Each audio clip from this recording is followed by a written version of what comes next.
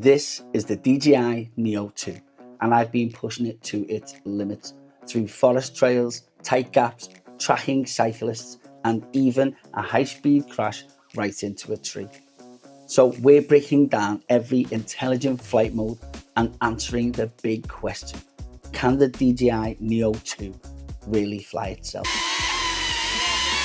So the Neo 2 has been out for a couple of weeks now, and I've spent the past week testing the Neo 2 with no controller, no goggles, just the phone app. So in this video, we're going through every intelligent flight mode, showing real footage and seeing if the Neo 2 can actually fly itself. Before we get into it, here's what's new with the Neo 2. A new 2-axis mechanical gimbal, which gives us a lot smoother footage. We've got full surround omni-directional obstacle avoidance. Now we're going to test this to the limit. Upgraded tracking that can keep up with fast moving objects. We've got 4K video up to 100 frames per second slow motion. And we've got the same type of prop guards as the original Neo. Well, they're not the same type, but they're perfect for tight spaces and for beginners. So on paper, this looks a solid upgrade from the Neo, but as we know, spec sheets don't matter. It's real flying that does. Now let's get right into the big one, follow mode. Now this is where the Neo 2 actually surprised me the most. The follow mode is actually amazing compared to the Neo 1, which really struggled to keep up with fast moving objects. Now the initial palm takeoff looks and feels amazing. Either a touch of the app button or a click of the button on the side, and the drone leaves your hand like a hummingbird.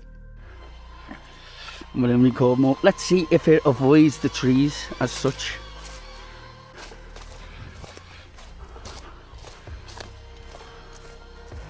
Oh. With the Neo 1, I was constantly having to check what I was going to crash into here. And I've noticed this is a lot quieter from the get-go.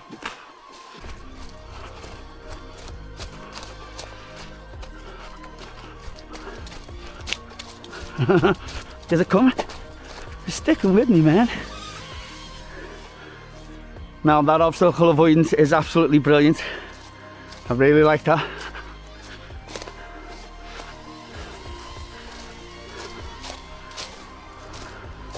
Also, another great thing about this is if I control this drone, I can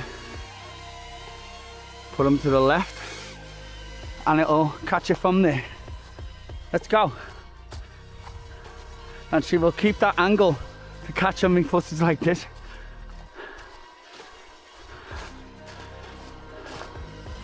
I'm liking that.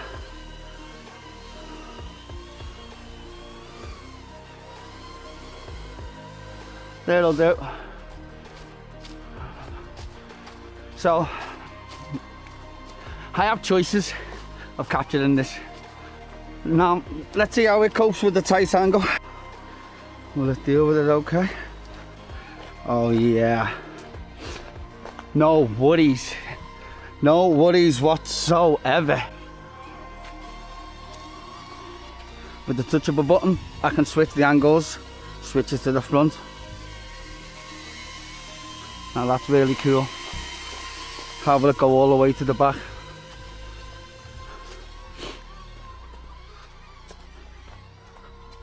All the way. Round to the left, let's see him do it without crashing. Okie dokie. Follow forward. I like that. The Neo 2 outshined and outperformed both in speed and tracking, keeping the object locked in even at high speeds. Now the tracking mode in and out of trees is absolutely sublime. Check this out. Now to really test the Neo 2's tracking mode, I had to employ the help of guys that like to ride bikes. The aim of this test was to try and outrun the Neo 2, which looked impossible.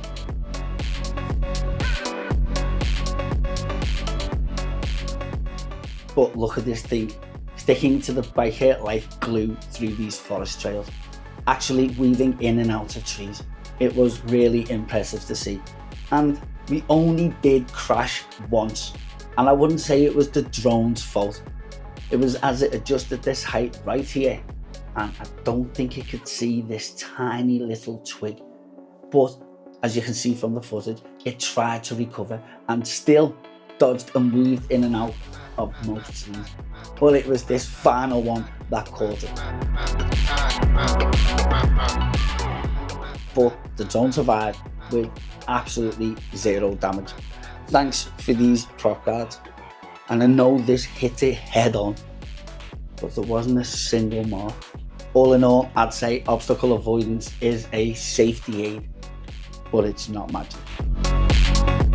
Now, take a look at this small bike riding clip, made completely with the Neo 2, using all its preset modes and even 100 frames per second slow motion mode.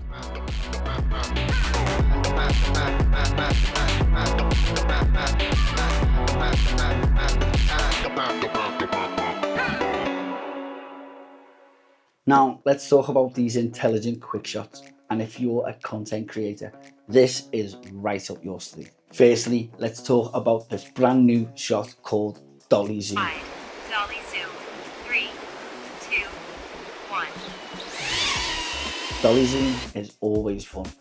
It digitally zooms while flying backwards to create this classic vertigo effect. Now, this is absolutely brilliant for dramatic moments or storytelling shots. We've got Dronie. Dronie pulls away from you in an angle while staying locked onto your face. It's perfect for intro shots for traveling, walking clips, or just flexing a cool location. And we have the rocket shot. This rocket shoots straight up while capturing you pointing downwards. Great for scenery reveals or dramatic openings. And you can also add a touch of spin to the drone just for that cinematic effect. Now for this quick shot called Helix, and this is one of my favorites. Helix is actually one of the most cinematic modes. It spirals around you, climbing higher and higher. And even though this drone only has a 2-axis gimbal, the Neo 2 handles this move surprisingly well. Next, we've got Boomerang. Now this Boomerang flies out in an oval and returns back to its starting point. Now this is great for active shots or just showing off the environment.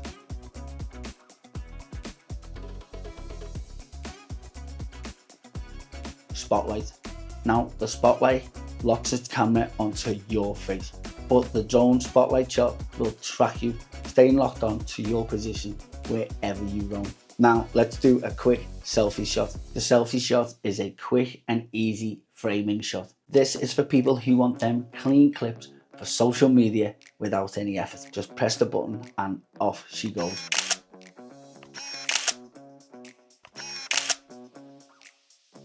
And finally, let's talk gesture control. Now, the question I do get a lot is what's with the whole hand control function? And you're not actually controlling the drone. Don't think of it that way. Think of it more like you're placing it in a place. So if I hold up my hand and show it, now the drone's in that function. So I can control the drone from here. I can move him left. I can move him right. I can move him up and down. Just as easy as that. Also, I can bring him in closer. And I can push him away further. Pretty simple. The hand gestures are not made too complicated, but quick return to home gesture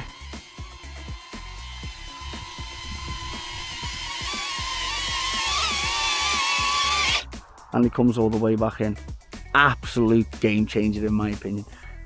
Now this omni-directional obstacle avoidance. Oh my god, I said it right. Now the obstacle avoidance on the Neo 2 is way better than I ever expected for a drone this tiny.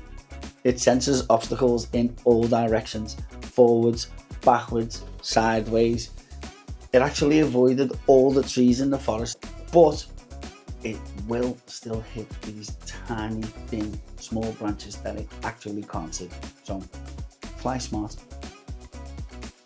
After a week of testing with every intelligent flight mode and no controller and no goggles, can you really fly the Neo 2 with just your phone? 100% between gestures, follow modes, quick shots, and that Dolly Zoom, all paired with obstacle avoidance working most of the time, you can get a full video shot list without ever touching a controller. But just remember, it's still a drone, so give it space and watch your surroundings. Don't rely too much on that omni obstacle avoidance, because they're not magic. They work 95% of the time, but it only takes one little thing to happen and it's thrown off the whole system.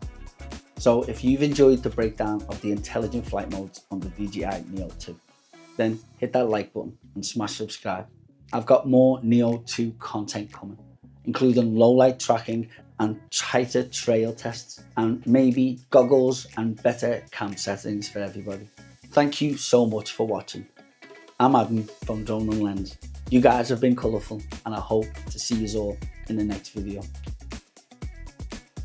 Thank you so much for watching my video, and if you feel like you got any type of value whatsoever, can you please hit that like button and smash subscribe, as it really helps my channel grow. I'm Adam from Drone and Lens. You guys have been colourful, and I hope to see you in the next video.